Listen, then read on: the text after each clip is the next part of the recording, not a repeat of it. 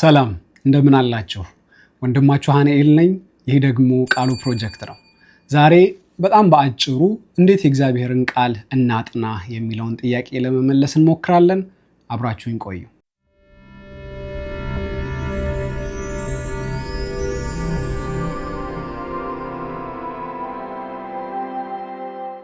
ይህንን ቪዲዮ እንድሰራ የገፋፋኝ ቲክታክ ላይ እና ፌስቡክ ገጼ ላይ የለቀኩት አንድ አጭር ቪዲዮ ነበረ። ብዙዎች ሰፋ አድርገህ ብትሰራልን፣ በደንብ ብታብራራልን የሚል ጥያቄ ስላቀረቡ ነው። ስለዚህ ይሄ ቪዲዮ እጅግ ጥልቅ ጥናት ማድረግ ለሚፈልጉ ወይም በአድቫንስድ ሌቭል የትርጓሜ ስራና የጥናት ዘዴን ለመከተል ለሚፈልጉ የተዘጋጀ አይደለም። ነገር ግን የእግዚአብሔርን ቃል እንዴት ማጥናት እንዳለባቸው ለተቸገሩ፣ የእግዚአብሔርን ቃል ያነባሉ ግን ወደ ጥናት መግባት ያልቻሉ ሰዎችን ለማገዝ የተዘጋጀ ቪዲዮ እንደሆነ እንድትረዱ ያስፈልጋል። ዛሬ የእግዚአብሔርን ቃል ለማጥናት የሚረዱንን 7 ነጥቦችን አብረን እንመለከታለን። ከነዚህ ከ7 ነጥቦች በፊት ግን ለማንኛውም ሰው የምመክረው ነገር ቢኖር አስቀድማችሁ የእግዚአብሔርን ቃል ቢያንስ አንዴም እንኳን ቢሆን እንድታነቡ ነው። ማለት ከዘፍጥረት እስከ ራእይ ያለውን ማለት ነው።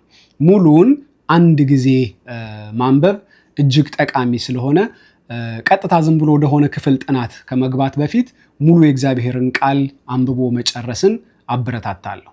ከዚህ ባለፈ ደግሞ የእግዚአብሔርን ቃል ለማጥናት በምትቀመጡበት ጊዜ ደግሞ ስክሪፕቶ፣ ደብተር ወይም ደግሞ ልትጽፉ የምትችሉበትን ነገር ብትይዙ እጅግ ታተርፋላችሁ። ለእናንተም ደግሞ ጥናታችሁ ፍሰቱን ጠብቆ እንዲሄድ ይረዳችኋል። ስለዚህ የእግዚአብሔርን ቃል ሙሉውን ማንበብ እንዲሁም ደግሞ ለማጥናት የሚመቹ ግብአቶችን አካባቢያችሁ ላይ አድርጋችሁ ማጥናት እጅግ ይጠቅማችኋል። የመጀመሪያው የእግዚአብሔርን ቃል ለማጥናት ስትፈልጉ ማድረግ ያለባችሁ የምታጠኑትን ክፍል ታሪካዊ ዳራውን መዳሰስ ነው። ይህ ማለት ጸሐፊው ማን ነው? መቼ ነው የተጻፈው? ተደራሲያኑ እነማን ናቸው? መልእክቱስ ለምን ዓላማ ነው የተጻፈው? የሚሉትን ጥያቄዎች ለመመለስ መሞከር ያስፈልጋል። ይሄን እንዴት ነው የማውቀው? ጸሐፊው ማን እንደሆነ፣ ተደራሲያኑ ማን እንደሆኑ እንዴት ነው ላቅ የምችለው የሚለው ሌላኛው ተከታይ ጥያቄ ነው። ነገር ግን በቀላሉ ለምሳሌ እዚህ እጄ ላይ ያለው የአዲሱ መደበኛ ትልቁ መጽሐፍ ቅዱስ ሁሉም መጽሐፍት ላይ ማለት ይቻላል መግቢያቸው ላይ ጸሐፊው፣ ተደራሲያኑ፣ የተጻፈበት ዓላማ፣ የተጻፈበትን ዘመን በአጭሩ ያቀርባል። ስለዚህ እንደዚህ አይነት መጽሐፍ ቅዱሶች እጆቻችሁ ላይ ካሉ በቀላሉ ታሪካዊ ዳራውን መዳሰስ እንድትችሉ እንዲሁም ደግሞ የምታጠኑትን መጽሐፍ የተጻፈበትን ዓላማ እንድታውቁ በቀላሉ ይረዷችኋል። ከዚህ ባለፈ ደግሞ የሶሻል ሚዲያ ዘመን ነው። በቀላሉ ሰርች ብታደርጉ ታገኛላችሁ። ከዛም ባለፈ የማንበብ ደግሞ ልማድ ካላችሁ የማብራሪያ መጽሐፍትን እጃችሁ ላይ አድርጋችሁ ብታጠኑ ይመረጣል። ለምሳሌ የዕብራውያን መልእክትን ማጥናት ከሆነ ዓላማችሁ እኔ ያዘጋጀሁት በጣም ቆንጆ የዕብራውያን መልእክት ማብራሪያ አለ።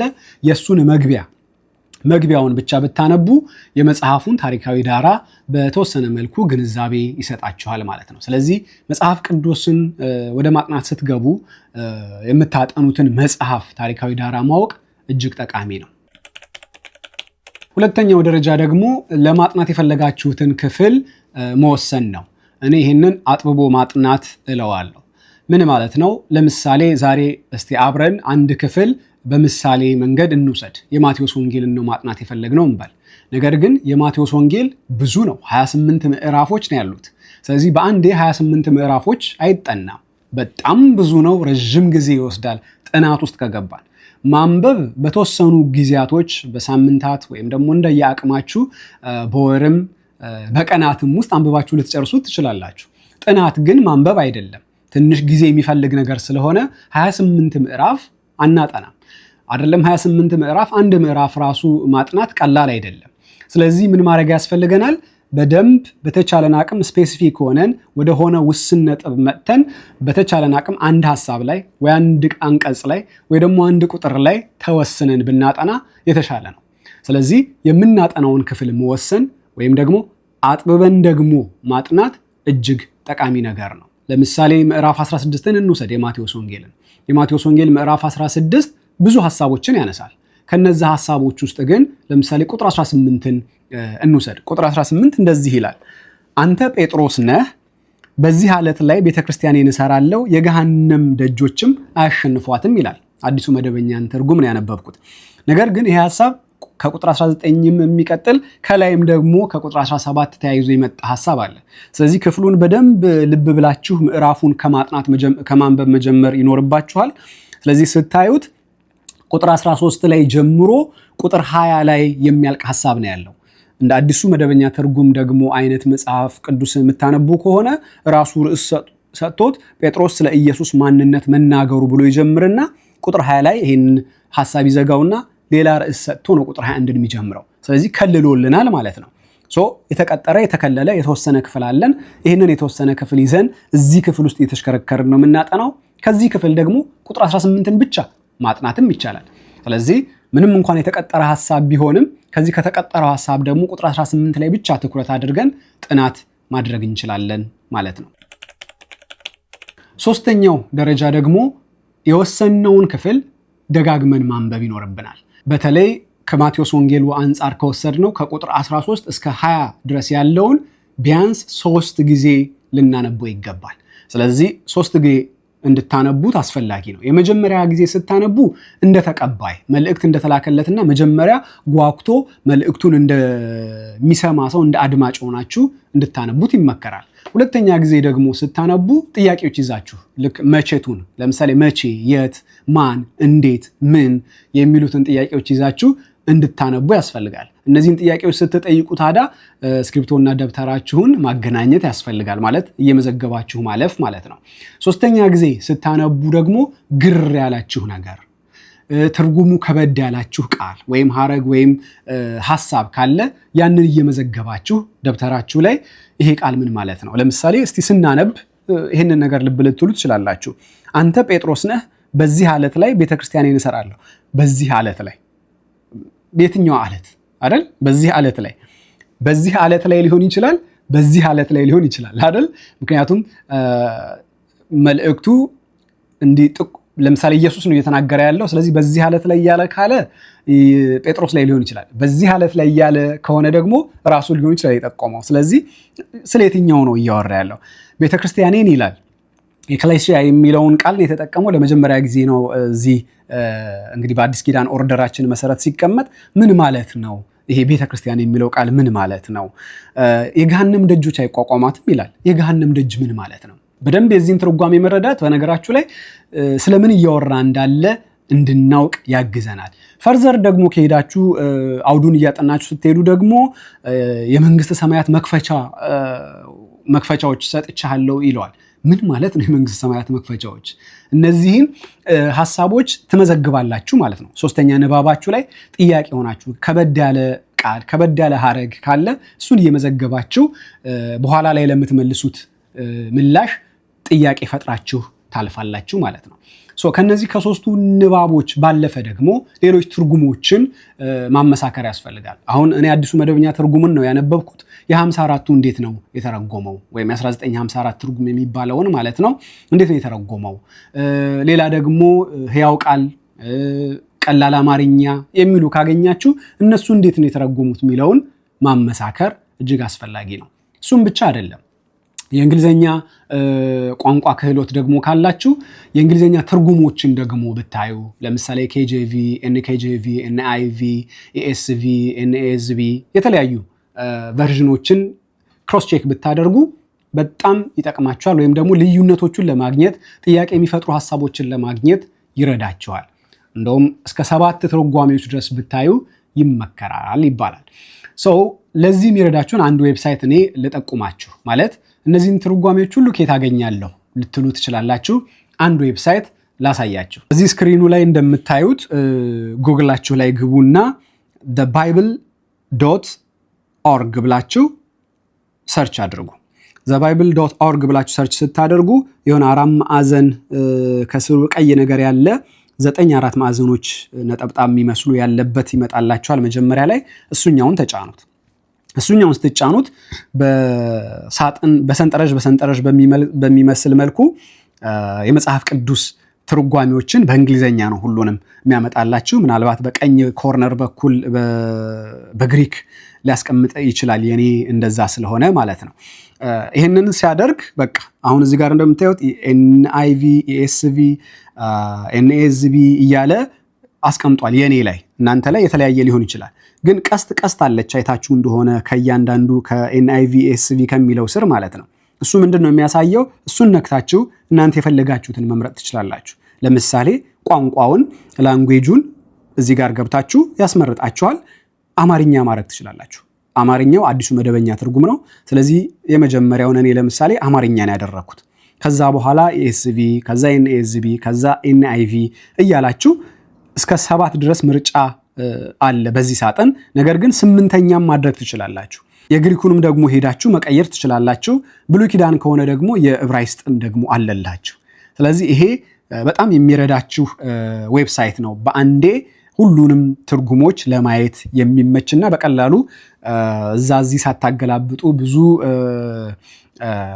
መረጃ ለመሰብሰብም ሳትቸገሩ በቀላሉ ያመጣላችኋል እንደውም በደንብ ደግሞ ፈርዘር ከሄዳችሁ ደግሞ በተለይ የግሪኩን ስታጠኑ ቃላቱ ትርጓሜው ምን ማለት እንደሆነ የሚረዱም ደግሞ ሐሳቦች ይሄው thebible.org የሚለው ጠቃሚ የሆነ ዌብሳይት ነው ስለዚህ ይሄንን ዌብሳይት ተጠቅማችሁ የንባብ እና የማመሳከር ሂደታችሁን በጣም መቀነስ ወይም ማጥበብ ትችላላችሁ እንግዲህ ይሄንን ሁሉ የንባብ ሂደት ካካሄድን በኋላ አራተኛ ላይ የሚመጣው ምንድነው ትርጉሙን መረዳት ነው ወይም ክፍሉ ምን ሊል እንደፈለገ ለመረዳት መሞከር ነው ይሄ ነው እንግዲህ የዚህ የደረጃዎቹ የሰባቱ ደረጃዎች ዋናው ማዕከላዊ ሐሳብ ያለው እዚህ ጋር ነው ይሄንን ለማድረግ በተለይ ሁለት ነገሮችን በዋናነት ማድረግ ይኖርባችኋል የመጀመሪያው ቃላቱን ለቅማችኋል ጥያቄ የሚፈጥረውን የሚከብዳችሁን ምን መቼ ማን ወዘተ የሚሉትን ነገሮች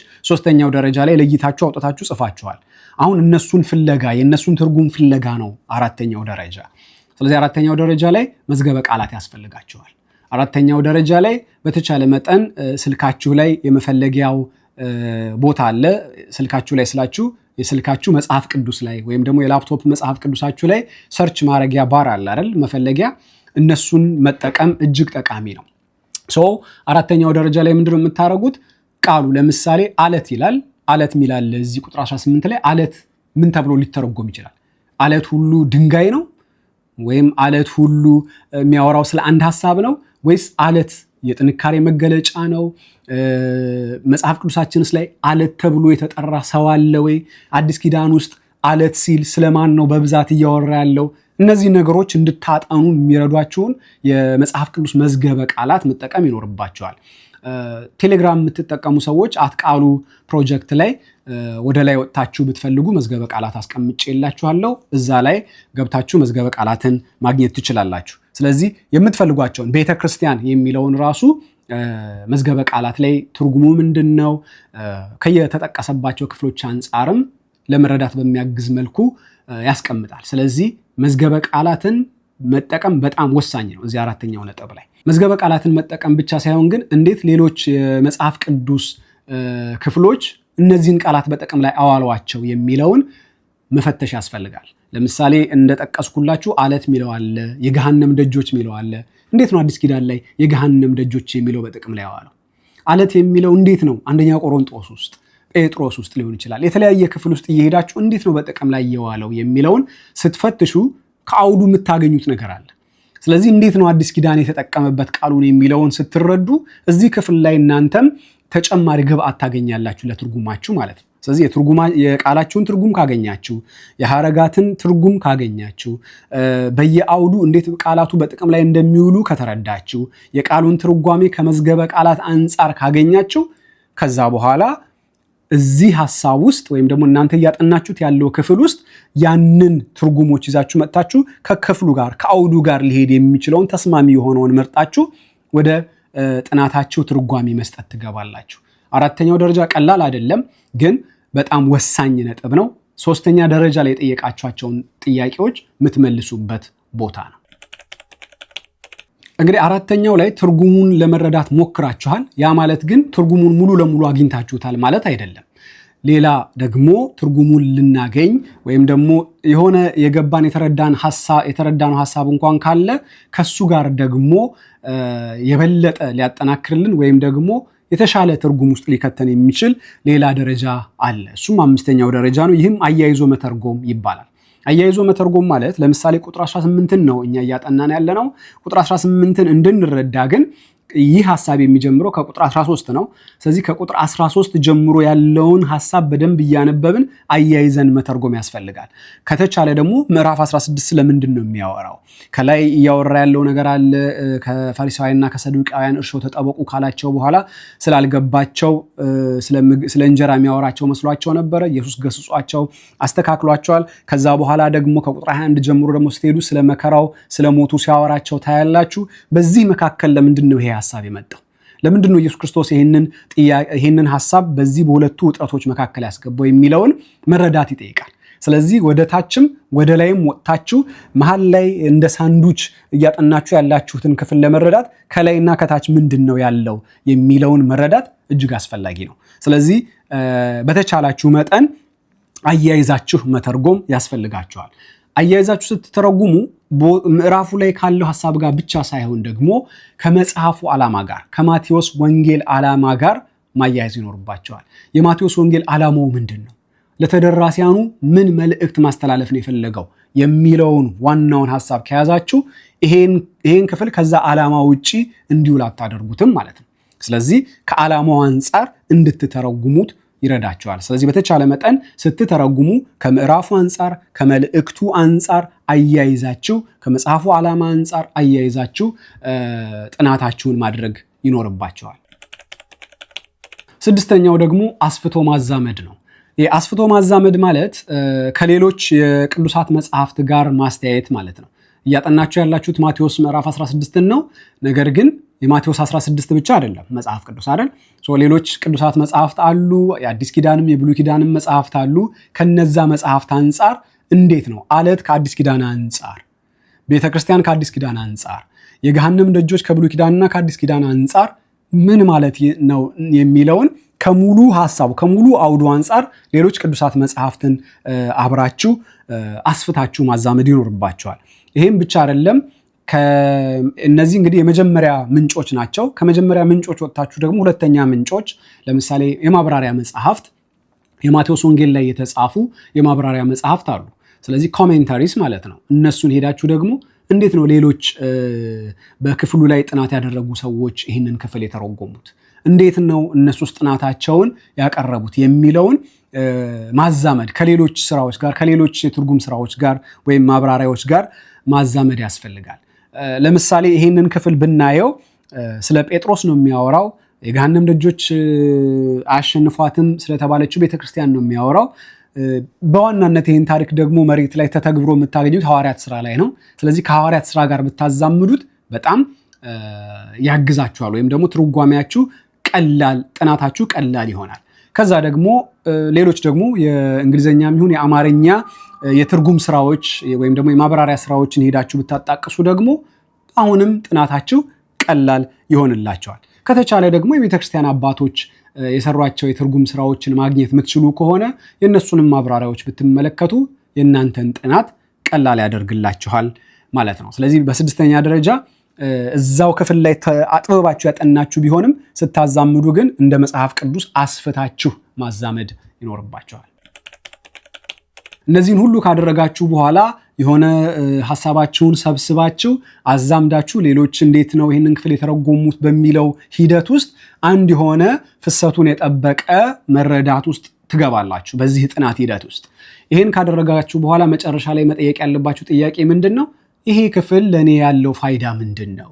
ወይም ደግሞ ለእኔ ብቻ ሳይሆን አካባቢ ላይ ላሉ ለቅዱሳን፣ ለምኖርበት አካባቢ፣ ለቤተ ክርስቲያን፣ ለእህቶች፣ ለወንድሞች ምን አይነት ፋይዳ ነው ያለው የሚለውን መመልከት ያስፈልጋል። ስለዚህ አቅርቦ ማዋሃድ ያስፈልጋል። ሰባተኛው ደረጃ አቅርቦ ማዋሃድ ነው።